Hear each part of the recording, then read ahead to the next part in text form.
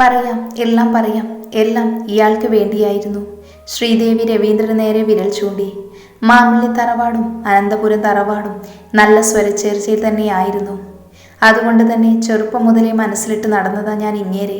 ആ അടുപ്പം തുറന്ന് പറഞ്ഞപ്പോഴാണ് ഞാൻ അറിയുന്നത് ഇയാളുടെ മനസ്സിൽ ഞാനില്ലെന്ന്. മാത്രമല്ല, ഇയാളുടെ മനസ്സ് മുഴുവൻ മറ്റൊരുത്തിയാണെന്ന്. തകർന്നു പോയി ഞാൻ ആത്മഹത്യയാണ് ആദ്യം തോന്നിയത്. എന്നാൽ പിന്നീട് ആലോചിച്ചപ്പോൾ തോന്നി അത് മണ്ടത്തരമാണെന്ന്. ഞാൻ മരിച്ചാലും ഇയാൾ അവളോടൊപ്പം സന്തോഷത്തോടെ ജീവിക്കും. അത് പാടില്ല. തമ്മിൽ പിരിക്കാൻ വേണ്ടിയാണ് ആദ്യം ഞാൻ ശ്രമിച്ചത്. അതിനുവേണ്ടിയാണ് ലക്ഷ്മി പഠിക്കുന്ന അതേ കോളേജിൽ ഞാനും ചേർന്നത്. മുറപ്പെണ്ണ് എന്ന അധികാരത്തിൽ ഇയാളോട് കൂടുതൽ അടുത്തിടപഴകി. അങ്ങനെ അവളിൽ സംശയമുണ്ടാകുമെന്നും തമ്മിൽ പിരിക്കാമെന്നും കരുതി. എന്നാൽ അവൾക്ക് ഇയാളെ വിശ്വാസമാണ് പോലും. ആ പ്ലാൻ ചീറ്റിപ്പോയപ്പോഴാണ് ഞാൻ വീട്ടുകാരെ കൊണ്ട് കല്യാണക്കാരെ അവതരിപ്പിച്ചത്. എനിക്കുറപ്പായിരുന്നു അനാഥയായ ലക്ഷ്മിയെ അത്ര പെട്ടെന്നൊന്നും ആരും അംഗീകരിക്കില്ലെന്ന്. അപ്പോൾ ആ വഴി എനിക്ക് ഇയാളെ സ്വന്തമാക്കാമെന്ന്. എന്നാൽ അവിടെയും ഇവരെന്നെ തോൽപ്പിച്ചുകൊണ്ട് ഒളിച്ചോടി വിവാഹിതരായി. സഹായത്തിന് ഇവരുടെ സുഹൃത്തുക്കളായ ഹരിയും അവൻ്റെ ഭാര്യ ശാരദയും. എല്ലാം കൈവിട്ടു പോയി എന്ന് മനസ്സിലാക്കി എല്ലാം മറക്കാൻ ശ്രമിക്കവെയാണ് ലക്ഷ്മി പ്രഗ്നൻ്റ് ആണെന്ന് അറിയുന്നതും ഒപ്പം അവളെ അനന്തപുരത്തെ മരുമകളായി ഇവർ അംഗീകരിക്കുന്നതും. ഞാൻ ആഗ്രഹിച്ച ജീവിതം മറ്റൊരുത്തി എനിക്ക് മുന്നിൽ വാഴുന്നത് നോക്കി നിൽക്കാൻ കഴിഞ്ഞില്ല. ആ കുഞ്ഞിനെ അവളുടെ ഉള്ളിൽ വെച്ച് കൊല്ലാൻ ശ്രമിച്ചെങ്കിലും നടന്നില്ല. അങ്ങനെയാണ് ലക്ഷ്മിയുടെ നോർമൽ ഡെലിവറി സ്കാനിംഗ് റിപ്പോർട്ട് മാറ്റി ഞാൻ ശാരദയ്ക്ക് മുന്നിൽ എത്തിച്ചത്. പ്രതീക്ഷിച്ച പോലെ തന്നെ ആ നോർമൽ ഡെലിവറി സിസേറിയനായി മാറി. ശാരദ പോലും അറിയാതെ അവളെ കൊണ്ട് തന്നെ ചെയ്യിപ്പിച്ചു. അനസ്തേഷ്യ ഡോസ് കൂടി കൊടുത്ത് ലക്ഷ്മി എന്ന ചാപ്റ്റർ ഞാൻ അവസാനിപ്പിച്ചു. മീരനെ അന്നേ തീർത്തേനെ ഞാൻ.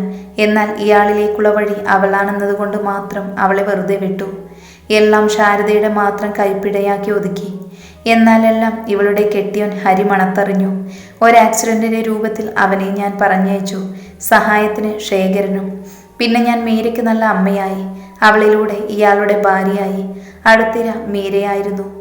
എന്നാൽ മീരയോട് എന്ന് അനിഷ്ടം കാണിക്കുന്നു അന്ന് അയാളുടെ ജീവിതത്തിൽ നിന്ന് ഇറങ്ങാൻ ഇയാൾ എന്നോട് പറഞ്ഞു. ഹിമ ഉണ്ടായപ്പോഴും ഇയാളുടെ നിലപാടിൽ മാറ്റം ഉണ്ടായില്ല. അവസാനം എനിക്ക് വേണ്ടി അവളെ ഞാൻ ബാക്കി വെച്ചു. ഹിമയിൽ മീരയെക്കുറിച്ച് വിഷം നിറക്കാൻ നോക്കിയപ്പോൾ അവിടെയും ഞാൻ പരാജയം വരിച്ചു.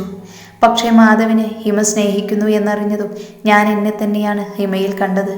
ഇനിയും അവൾ ജീവിക്കരുതെന്ന് ഞാൻ ആഗ്രഹിച്ചു. അന്ന് ശാരദയ്ക്ക് വിഷം നൽകിയതും എൻ്റെ പ്ലാനാണ്. അതിനിടയിൽ അവിടെ ജോലിക്ക് നിൽക്കുന്ന സ്ത്രീയെ സ്വാധീനിച്ചു. അന്ന് മീരേനെ കൊല്ലാൻ ആളെ അയച്ചതും ഞാനാ. മീരയുടെ താലി ഹിമ ആഗ്രഹിച്ചിരുന്നു എന്നതുകൊണ്ടാണ് അവളുടെ മുറിയിൽ അത് ഞാൻ വച്ചത്. എന്നാൽ അത് എൻ്റെ മോളെ കൊലപാതകയാക്കി അവൾ ആ കുറ്റമേറ്റപ്പോൾ വീണ്ടും ഞാൻ തോറ്റു. അങ്ങനെയാണ് മീര ജീവിച്ചിരിപ്പുള്ള കാര്യം ഞാൻ അറിയുന്നത്. അത് വീണ്ടും പക എന്നിൽ ആളിക്കത്തിച്ചു. അന്ന് ദീപക്കിന് നേരെ ഉണ്ടായ ആക്സിഡന്റ് അത് പ്ലാൻ ചെയ്ത് ഞാനാ. അവളെ കൊല്ലാൻ എന്ന മിസ്സായി. അന്ന് പടിക്കെട്ടിൽ എണ്ണ ഒഴിച്ചതും എൻ്റെ പ്ലാനാണ്. ഒപ്പം പാർട്ടിയിലെ ജ്യൂസിൽ വിഷം കലർത്തിയതും ഇന്നവളെ കടാര കൊണ്ട് ആഞ്ഞു കുത്തിയതും ഞാനാണ്, ഞാൻ മാത്രം. എല്ലാം കേട്ടതും സകലം ഞെട്ടിയിരുന്നു. മാധവാകട്ടെ അവരെ കൊല്ലാനുള്ള പകയോടെ നോക്കി.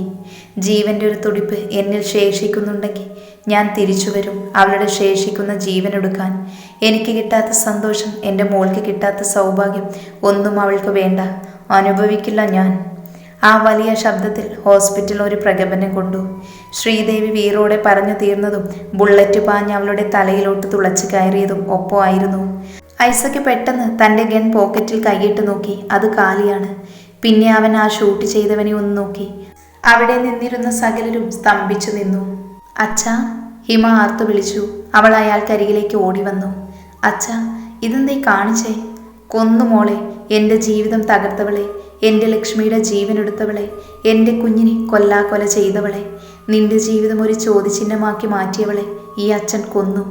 ഇനിയും അവൾ ജീവിച്ചിരുന്ന അത് എൻ്റെ കുഞ്ഞിനെ ജീവനെടുക്കാനാവും. അത് പാടില്ല. നിനക്ക് വേണേൽ അച്ഛനെ ശപിക്കാം, നിന്റെ അമ്മേനെ. ആ വാക്കുകൾ മുഴുവനാക്കും മുന്നേ അവൾ അയാളെ തടഞ്ഞു. ഇല്ല അച്ഛാ, ഒരിക്കലുമില്ല. എല്ലാം അറിഞ്ഞ നിമിഷം ഞാൻ ഇവർക്ക് വിധിച്ച ശിക്ഷ തന്നെയാണ് അച്ഛനിപ്പോൾ നടപ്പാക്കിയത്. എന്നാൽ അച്ഛനെ കൂടി നഷ്ടപ്പെടുത്താനാവില്ല എനിക്ക്. അവൾ അയാളുടെ നെഞ്ചോട് ചേർന്നു.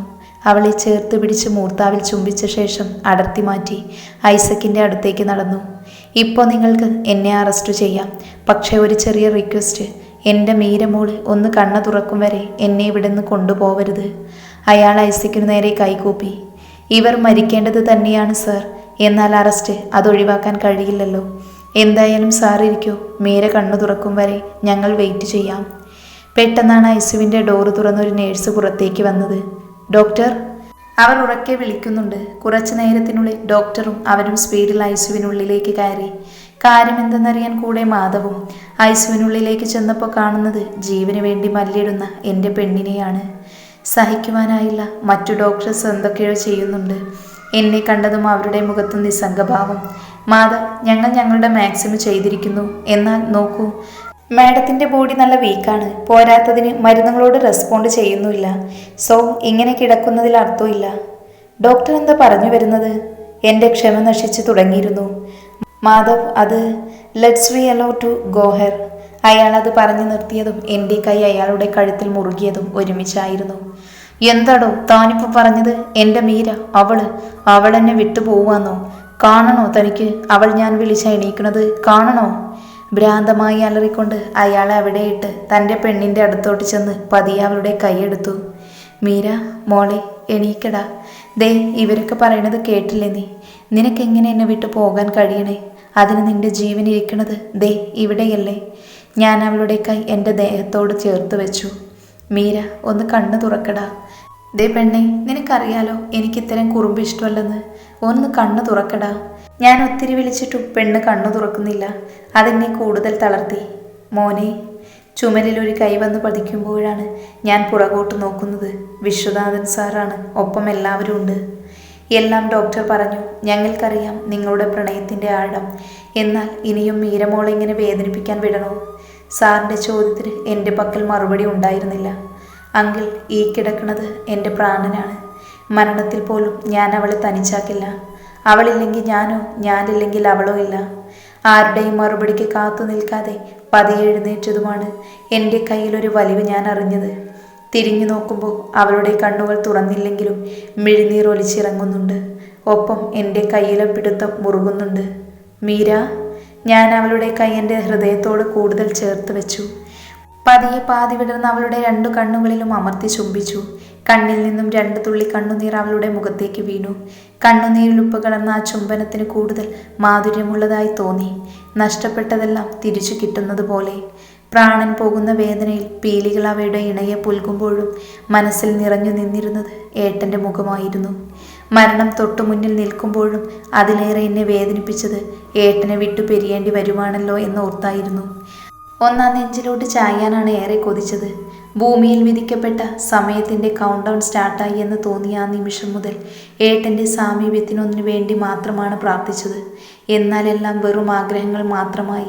കണ്ണുകളിൽ ഇരുട്ട് പടർന്നു കയറിയപ്പോൾ ഇതുവരെ മനസ്സിൽ കുടിയിരുത്തിയ എല്ലാ ദൈവങ്ങളോടും ആദ്യമായി ദേഷ്യം തോന്നി. പതിയെ ഭാരം നഷ്ടപ്പെട്ട അവസ്ഥ. ചുറ്റിലും വെള്ളമേഘങ്ങൾ ഒഴുകി നടക്കുന്ന ഒരു ഫീല്. എങ്കിലും മനസ്സ് കലുഷിതമാണ്. പ്രിയപ്പെട്ടതെന്തോ നഷ്ടം വന്ന പോലെ. എന്നാൽ അതെന്തെന്ന് ഓർത്തെടുക്കാൻ കഴിയണില്ല. എന്നാൽ അതില്ലാതെ ഞാൻ പൂർണ്ണമില്ലാത്തതുപോലെ ഒരു അപൂർണത. പെട്ടെന്നാണ് കാതിലെന്തോ ഒരു ശബ്ദം മലയടിക്കുന്നത്. ആദ്യം അതൊരു അലർച്ചയാണെങ്കിൽ പിന്നെ പിന്നെ അതൊരു തേങ്ങലായി മാറുകയായിരുന്നു. ആ ശബ്ദത്തിലേക്ക് ശ്രദ്ധ കേന്ദ്രീകരിക്കുന്തോറും എന്നിലും എന്തൊക്കെയോ മാറ്റങ്ങൾ സംഭവിച്ചുകൊണ്ടിരുന്നു. ശരീരത്തിന് ഭാരം പതിയെ തിരിച്ചു കിട്ടിയിരിക്കുന്നു. ഇപ്പോൾ എനിക്ക് ചുറ്റുമുള്ളതൊക്കെ കേൾക്കാം. എന്നാൽ പ്രതികരിക്കാനാവുന്നില്ല. ഒന്നും മനസ്സിലാവുന്നില്ല. മീര. ആ ഒറ്റ വിളി മതിയായിരുന്നു എനിക്കെല്ലാം മനസ്സിലാക്കാൻ. ഏട്ടൻ. എൻ്റെ മനസ്സ് മന്ത്രിച്ചു. ആ മുഖമൊന്ന് കാണുവാൻ കണ്ണു കൊതിച്ചു. എന്നാൽ കഴിയണില്ല. കണ്ണു തുറക്കാൻ പോയിട്ട് ഒന്ന് അനക്കാൻ കഴിയുന്നില്ല. ഇനിയും ആ മനസ്സ് വേദനിപ്പിക്കാൻ വയ്യ. കിടന്ന കിടപ്പിൽ കിടന്ന് അറിയാവുന്ന ദൈവങ്ങളെയൊക്കെ വിളിച്ചു. കൂടുതലൊന്നും വേണ്ട, കണ്ണ് മാത്രം ഒന്ന് തുറക്കാൻ കഴിഞ്ഞെങ്കിൽ. അങ്കിളുടെയും ഡോക്ടറിൻ്റെയും ഒക്കെ സംസാരം കേൾക്കുന്നുണ്ട്. എന്നാൽ ഒന്നിനോടും റെസ്പോണ്ട് ചെയ്യാൻ കഴിയുന്നില്ല. എന്നെ പറഞ്ഞയക്കല്ലേ. എത്ര വേദന വേണേലും ഞാൻ സഹിച്ചോളാം. എന്നാൽ ആ ഇരിക്കുന്നത് എൻ്റെ പ്രാണനാണ്. എനിക്ക് വേണ്ടി ജീവൻ പകുത്തു തന്ന എൻ്റെ പാതി. എന്നെ പറഞ്ഞയക്കല്ലേ. അലറി വിളിക്കാനാണ് തോന്നിയത്. എന്നാൽ ഞാൻ എന്താണോ പറയാൻ ആഗ്രഹിച്ചത് അത് ഏട്ടിൽ നിന്ന് കേട്ടപ്പോൾ സന്തോഷം കൊണ്ടാണോ അതോ സങ്കടം കൊണ്ടാണോ എന്നറിയില്ല. കണ്ണ് നിറഞ്ഞൊഴുകി. പെട്ടെന്നാണ് ഏട്ടൻ്റെ അധരങ്ങൾ എൻ്റെ കണ്ണിൽ പതിഞ്ഞത്. ഞാൻ അറിയുന്നു. 2 തുള്ളി കണ്ണുനീരും. അത് മതിയായിരുന്നു എനിക്ക് കണ്ണുകളെ വലിച്ചു തുറക്കാൻ. മീര. ഏട്ടൻ്റെ കണ്ണും ആകെ നിറഞ്ഞിട്ടുണ്ട്. ഏട്ടാ, ഞാൻ സത്യം പറഞ്ഞ എന്താ പറയേണ്ടതെന്നറിയില്ല. വാക്കുകൾക്കപ്പുറം മൗനത്തിൻ്റെയും കണ്ണീരിൻ്റെയും ഭാഷയിൽ ഞങ്ങൾക്ക് പറയാനുള്ളതെല്ലാം കണ്ണുകൾ കൊണ്ട് പറഞ്ഞിരിക്കുന്നു. എത്ര നേരം അങ്ങനെ ഇരുന്നെന്നറിയില്ല. മോളെ, പെട്ടെന്നുള്ള വിളികേട്ട് പതിയെ തലചരിച്ചൊന്ന് നോക്കുമ്പോഴാണ് ചുറ്റുമുള്ളവരൊക്കെ കാണുന്നത്. എല്ലാവരെയും കണ്ടപ്പോൾ വീണ്ടും പഴയതൊക്കെ ഓർമ്മ വന്നു. ഏട്ടൻ്റെ കയ്യിലുള്ള എൻ്റെ പിടിയുടെ മുറുക്കം കൂടി. അപ്പോഴേക്കും അച്ഛനും അങ്ങോട്ടേക്ക് വന്നു, കൂടെ കുറേ പോലീസും. മോളെ, ക്ഷമിക്കണം നീ അച്ഛനോട്. നിനക്ക് വേണ്ടി എനിക്കൊന്നും ചെയ്യാൻ കഴിഞ്ഞിട്ടില്ല. നീ ആശ്രയം അന്വേഷിച്ച സമയത്തൊന്നും ചേർത്ത് നിർത്താൻ പോലും ചെയ്യാൻ കഴിയാത്ത മഹാഭാവിയാണ് ഞാൻ. എന്തൊക്കെയാ അച്ഛാ ഈ പറയണേ? മോളെ, അച്ഛൻ മോൾക്ക് പണ്ട് നല്ലവളായ രാജകുമാരിയുടെയും ഒരു ദുഷ്ടയായ രാക്ഷസിയുടെയും കഥ പറഞ്ഞു തന്നിട്ടില്ലേ? ഉവ്. എന്നിട്ട് ആ രാക്ഷസി വേഷം മാറി രാജകൊട്ടാരത്തിലെത്തും. രാജകുമാരനെ ഇല്ലായ്മ ചെയ്യാൻ നോക്കും. അപ്പോൾ നല്ലവനായ രാജാവ് ആ രാക്ഷസിയുടെ കഥ കഴിക്കും. പിന്നെ രാജകുമാരനെ ഏൽപ്പിക്കും. എന്നിട്ട് എല്ലാവരും സന്തോഷമായി ജീവിക്കും. അല്ലേ അച്ഛാ? ഒരു നിമിഷം ഞാൻ പഴയ 5 വയസ്സുകാരി ആവുകയായിരുന്നു. അല്ലേലും അച്ഛനാണല്ലോ ഏതൊരു മക്കളുടെയും ഫസ്റ്റ് ഹീറോ. അച്ഛൻ എന്നെ ചേർത്ത് പിടിച്ചു. അതേ മോളെ, അതുപോലെ എൻ്റെ രാജകുമാരിയുടെ ജീവനും ജീവിതവും ഇല്ലാതാക്കാൻ ഒരു രാക്ഷസി വന്നു. എന്നാൽ അവളുടെ കഥ അച്ഛൻ കഴിച്ചു. അച്ഛാ, ഞാനൊരു ചെറിയ സംശയത്തോടെ വിളിച്ചു. നീ ഒരു ദുസ്വപ്നം കണ്ടു, അത്രയും വിചാരിച്ചാൽ മതി. അതിൻ്റെ ബാക്കിയായി ഇവിടെ ഇത്തിരി കാര്യമുണ്ടായി. അതൊക്കെ മോളോട് മനു പറഞ്ഞു തരും. എന്നും അച്ഛനുണ്ട് കൂടെ, മോള് വിഷമിക്കരുത്. പിന്നെ എൻ്റെ കൈയെടുത്ത് ഏട്ടൻ്റെ കയ്യിൽ കൊടുത്തു. നിന്നെ ഏൽപ്പിക്കാം മോനെ. ഞാൻ സാർ പോവാം. അത്രയും പറഞ്ഞ് അച്ഛൻ ആ പോലീസിനൊപ്പം നടന്നകന്നു. അച്ഛാ, ഞാൻ വിളിച്ചെങ്കിലും ആ വിളിക്കാ നിമിഷം വലിയ റോളില്ലായിരുന്നു. പതിയെ ഞാൻ ഏട്ടൻ്റെ നെഞ്ചോട് ചേർന്നു. ഒരിക്കലും തനിച്ചാകില്ല എന്ന ഉറപ്പോടെ ആ കൈകൾ എന്നെ ഇറുക്കെ പുണർന്നു.